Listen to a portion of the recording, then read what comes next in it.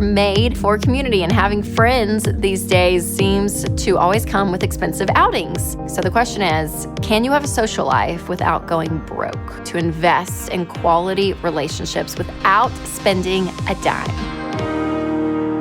Hey guys, welcome to this episode of the Rachel Cruz Show podcast. I'm so glad that you're here. So in this episode, we're going to talk about some tough life decisions that really affect your finances and how to simplify them. We'll talk about how to have a social life without going broke. Then we'll talk through if it's possible to be a minimalist with kids. But first, let's jump into a big question that people have today. Should you choose your career or children? Careers versus kids. Yep, it's a very hot button conversation that a lot of millennial parents are having because they're trying to figure out, okay, what is best for our family? Having a stay-at-home parent or having two working parents? And everyone seems to have a very strong opinion about what they think is best. And I have found in life, having a very strong opinion usually either comes from your personal experience, but also I'm going to say this, I've learned in life, a very, very, very black and white mindset usually does not work for the course of all people, of all backgrounds, of all cultures, of all situations. So it's gonna be a little gray, you guys, and that's just what I've found. And again, I understand people have deep convictions about this subject and maybe for good reason, which is awesome on both sides of it. But I think in this conversation, let's just have a lot of grace, because I think going into that with a lot of humility is really important, because a lot of factors play into this decision of whether you're going to be a working parent or not. And there's a lot of families and situations out there that may not have the option right now to have a stay-at-home parent. So whether there's a single parent out there that is working, or maybe you're in a financial situation where if one income leaves, you don't have enough money to pay the bills right now. So again, depending on where you are, I see you and I hear you. So today, I kind of want to talk about the pros and cons of both of these options. And I will give you my number one money tip for stay-at-home and working parents. So this subject got me thinking because I have a lot of friends in the season of life who are having this conversation, have been having this conversation for a while. And then I was on the Ramsey Show with my friend and co-host Ken Coleman, and we talked about this subject because a listener called in and she asked if it would be unwise financially for her to be a stay-at-home mom. And immediately our response was, no, of course not. If you want to choose to go home and be a stay-at-home parent, that's incredible, absolutely amazing. I mean, when you think about what it costs to outsource what a stay-at-home parent does, it's unreal, you guys. And again, if you add in, just for fun, someone to do laundry, someone to clean the house, someone to take care of the children, all the things, which I know you won't outsource all of that. But if you add up what a stay-at-home parent does, it comes out to be close to $200,000 a year. Even some studies I've read, it is way more than that. So I think it just proves that a stay-at-home parent does a lot of work. So the idea that it's going to be unwise somehow is so silly. Because you even just think about a nanny and what they make, and they make way more than minimum wage, and they should, right? So just that idea that caring for children in a household costs a lot of money, a lot of work. So someone choosing to do that role is great, okay? It's an amazing thing. So the fact that people have that ability and are choosing that ability, it's incredible. So the other side of the question comes in, okay, is it worth it to have two working parents? And then you say, okay, I'm going to, have daycare, or the kids are going to be in school and I'm going to hire someone to help me do some of these other tasks. Well, that's going to depend. So again, it's really gray in here, but I think talking through this subject is really important because every situation is different and every family's needs are really unique. So again, I have friends and they both have law degrees. They're both lawyers. They're very incredibly gifted at what they do. They feel very called to what they're doing. They feel it's very important to them, and they have a situation with their kids that's set up that's really great. Everyone's happening and functioning, and they're doing it. I'm like, that's awesome. And then I have a lot of friends, and we have one friend that has a stay-at-home dad. Some friends have stay-at-home moms, and that works for them. And that's awesome. So again, I don't want to paint this black and white picture, but there's pros and cons financially, because we talk about finances on the show. to both, right? So if you're both working parents, obviously you're making 2 incomes.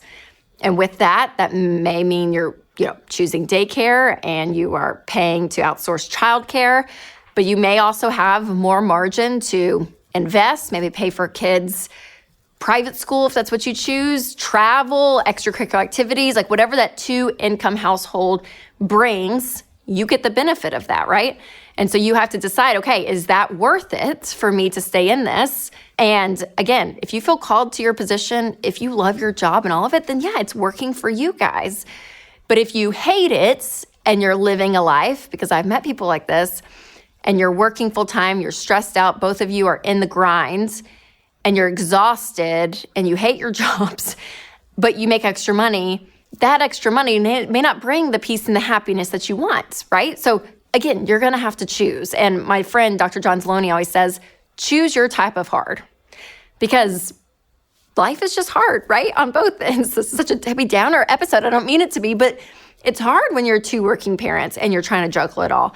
It's hard when you're staying at home with kids all day. So we all have our hard. And so what I don't want you to do is be afraid to lean in though of what's best for you and your family, whether it's financially or otherwise, because I want you guys not to be fearful of what other people are thinking, other people's opinions. You really have to put the blinders on and say, what is best for me? What is best for our family and our situation? Because here's the deal too, and it actually can give you a lot of hope, is you can change your mind.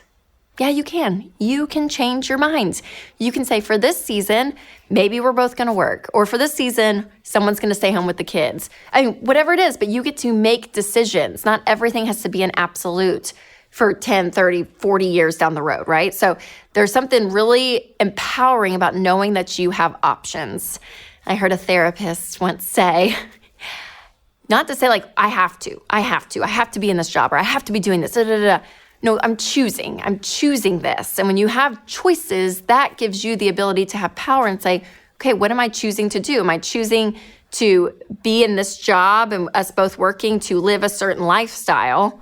We're choosing that, right? Or we're choosing to do this so we can put our kids through school, or I'm choosing to be home. Like whatever it is, choices is what is huge. And I would tell you too, to trust your gut with that. Trust your gut, your instinct of what you feel like is best for you and your family, and you and your spouse, if you're married, talking through this and making a decision. And it doesn't have to be a forever decision either. And I know it can be difficult. I've heard even women say in the workplace, like it's hard to off-ramp, right? So I know there's challenges all around this. But again, I want you to have the ability to look and say, okay, what are my options and what is my gut telling me? What is best for right now? Because I'm going to tell you, you're not going to regret chasing after what is important to you, whether that's being home or chasing after a career that you feel called to and are very passionate about. So you have to do what is best for you. Now, another thing you want to do when you're trying to decide, okay, should I be a stay-at-home parent right now, is to do a mock budget, because I get this a lot. A lot of people do the baby steps, you guys. They do the Ramsey plan so that someone can stay home. That is something we hear a lot. They're like, we want to get out of debt and have an emergency fund so a parent can be home with the kids, which is awesome. So if you're going to be doing that, if that looks like something, a choice you want to make down the road, do a mock budget and say, okay, instead of 2 incomes, what is 1 income? Like let's budget that out and see, are we able to live on that? Is there stuff we need to cut in order to make that happen even sooner? So again, this kind of gives you a preview of where you're going to be financially. And I think it's really helpful because, as my friend Dr. John Zaloni also says, facts are your friends. So keep in mind that this might be a decision just for a season, and that's okay. But if it makes sense for you and your spouse to be home with the kids, one of you guys, that's awesome. If it's a season of you both working, then that's great. But you have to lean in on what's best for you and your family. All right, my number 1 money tip for any parent out there, whether you're working or you're stay at home, is that you both parents need life insurance. And not just regular life insurance, you need term life insurance.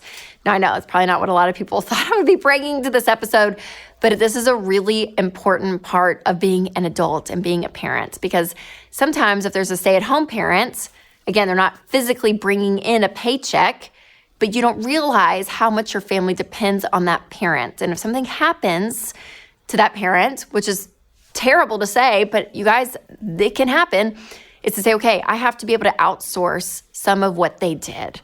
And you need money to be able to do that. Because again, think about what all a parent does that's home. They're a teacher, a nanny, a chef, a chauffeur, a housekeeper, a tutor, a coach, a nurse, a therapist, a project manager. They are all these things.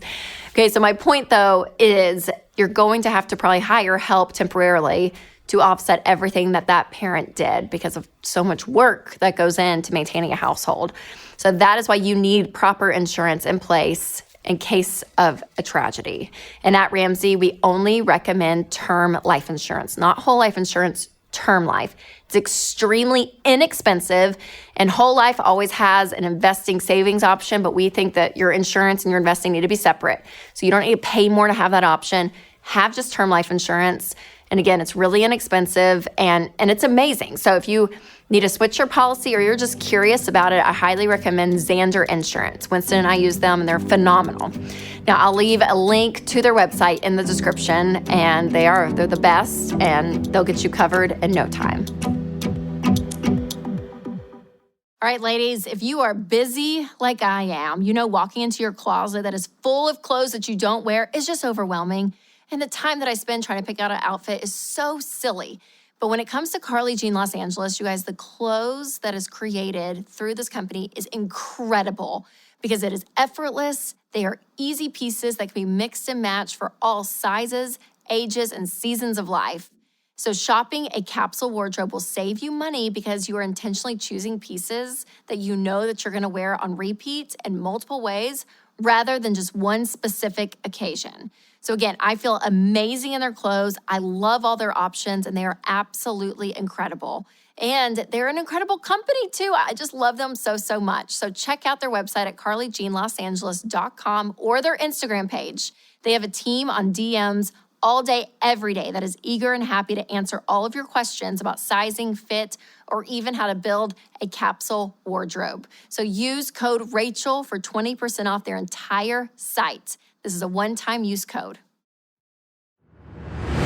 Today, we're going to be talking about a question that I've heard recently. Is it possible to be a minimalist with kids? Well, a lot of people don't think so, and I recently saw an article that made headlines when Marie Kondo has given up on tidying with 3 kids. It said something like, hearing Kondo admits that her home is messy is sparking joy for moms everywhere.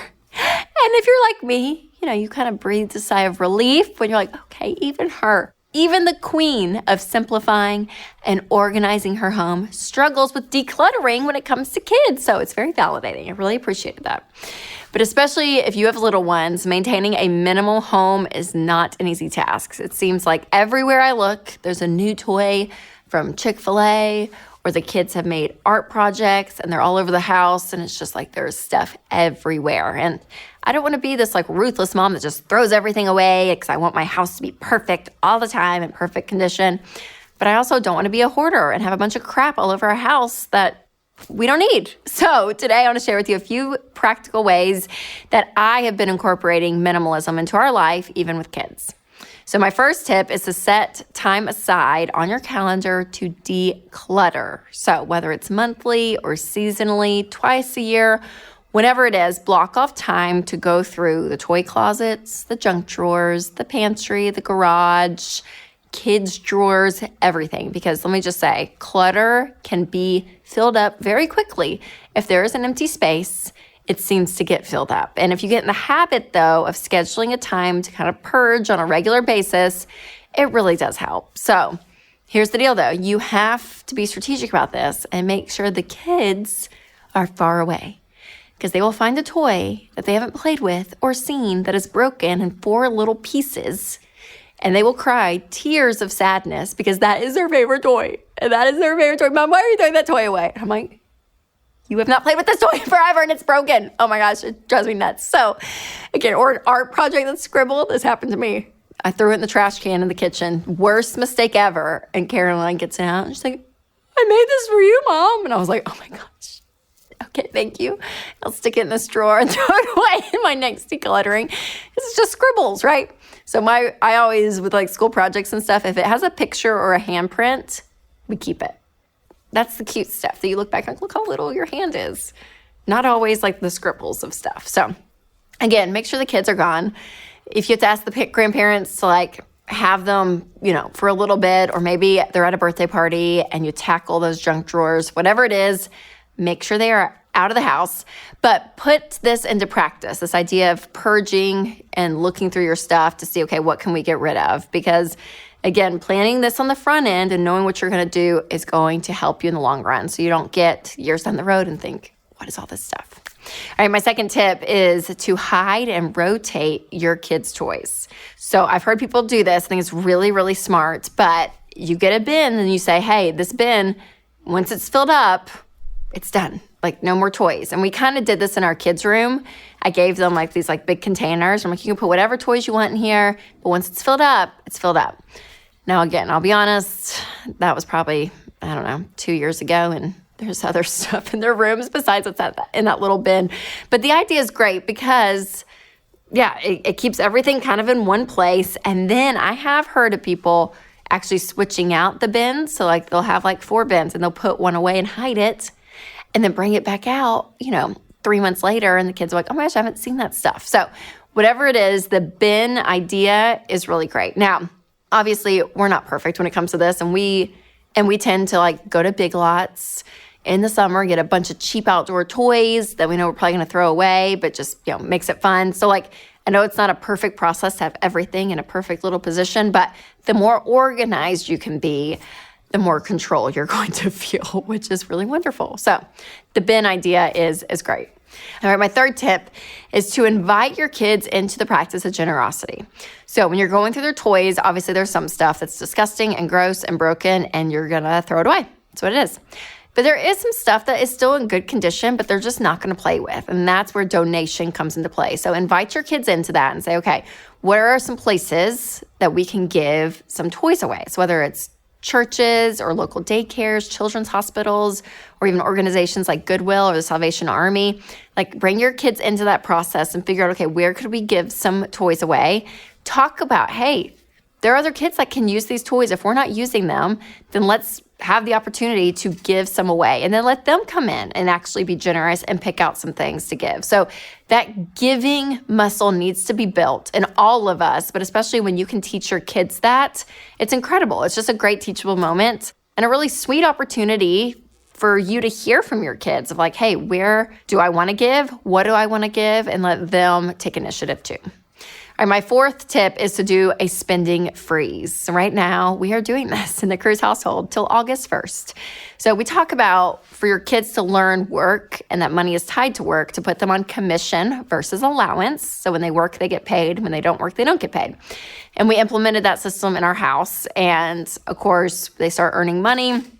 And then when they learned that they could spend their money on toys, they went crazy. I don't know why they're spenders. I don't know where they got that from, but they love to spend. And so it got to a point, you guys, it was driving us crazy. Like I was like, we have created little materialistic kids, and they would have like $2 and like, can we go to the toy store? There's this like really nice toy store in our area, and it's great. It really is. They have great stuff, but it's very expensive.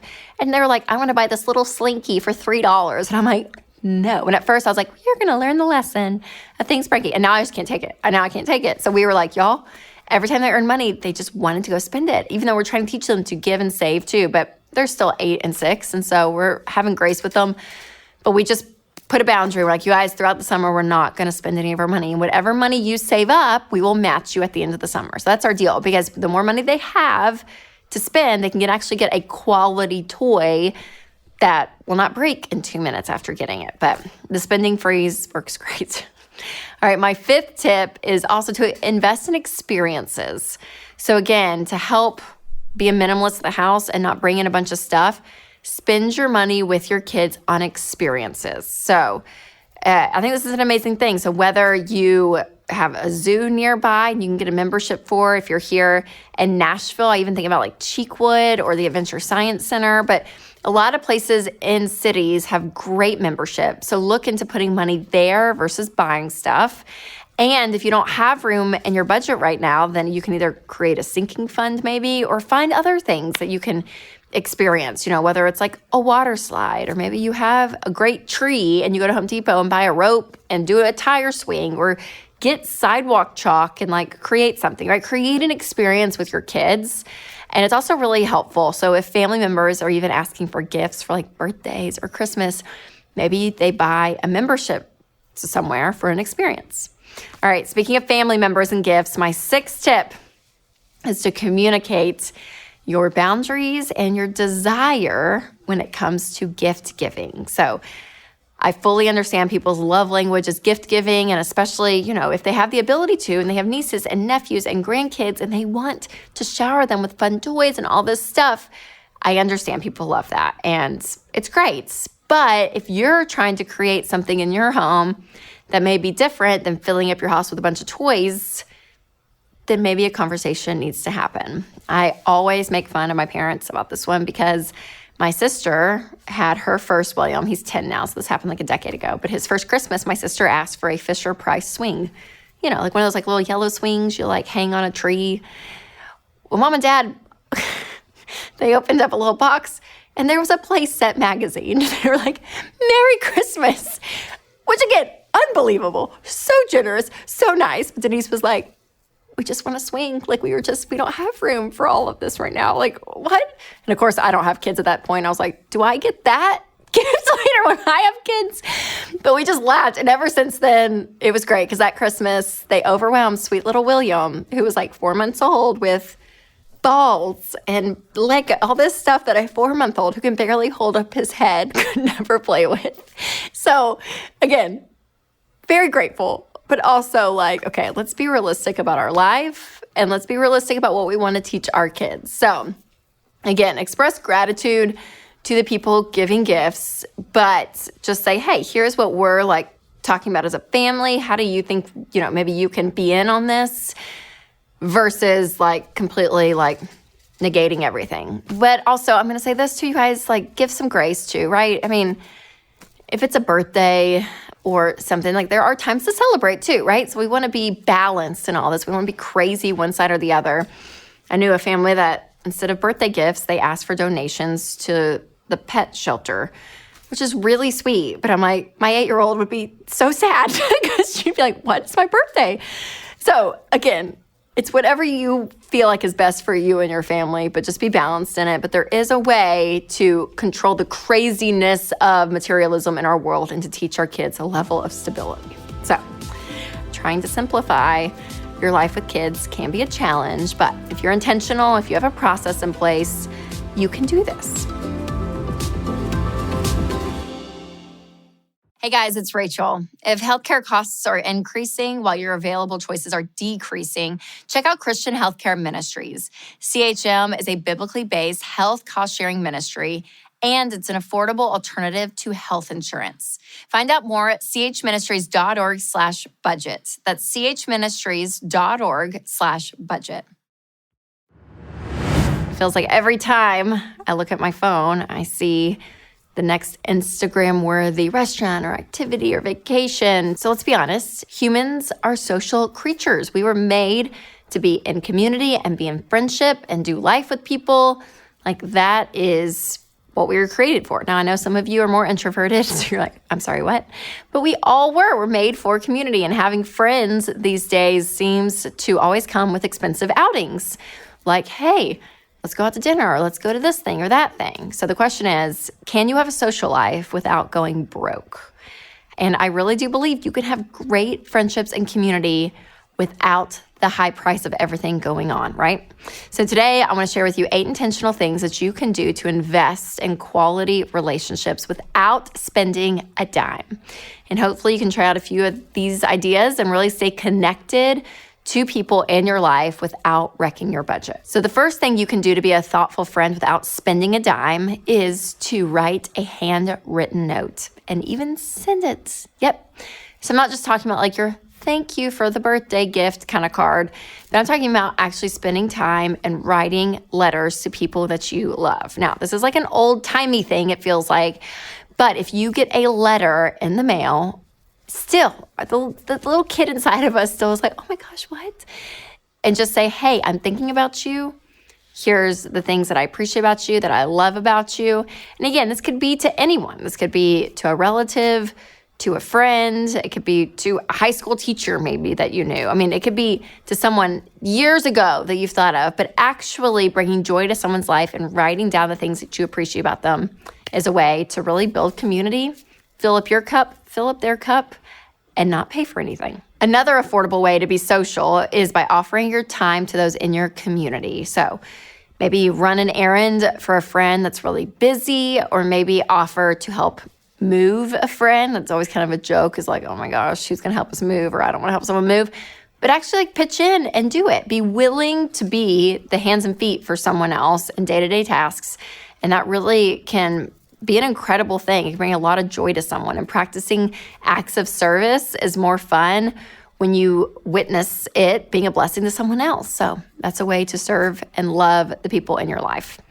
The third way that you can invest in deep friendships without going broke is being an active listener. So it's easy to make people feel loved by maybe buying something for them or whatever it is. But listen, also, when you are just an active listener and simply ask questions and listen to people's answers and have a relationship with someone, that brings a whole lot more joy to someone's life than stuff. So asking someone just to come over and hang out isn't boring. You actually are going to catch up on life and be together, and it's free. The fourth thing that you can do is just do life with people. This is all over social media. It's kind of become a cliche.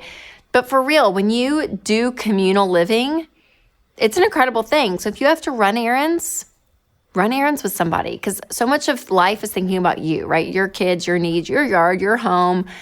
But when you ask your friends to be like, hey, no, let's run errands together. Let's make breakfast together with the kids and have a cup of coffee. Let's, have cousins over and play in the backyard, and the adults, enjoy a glass of wine or something. Like when you do stuff, whether it's grocery shopping or cleaning your house, whatever it is, but you're doing it with people because they need to do the same thing. It's incredible that taking a mundane moment with other people gives you such life.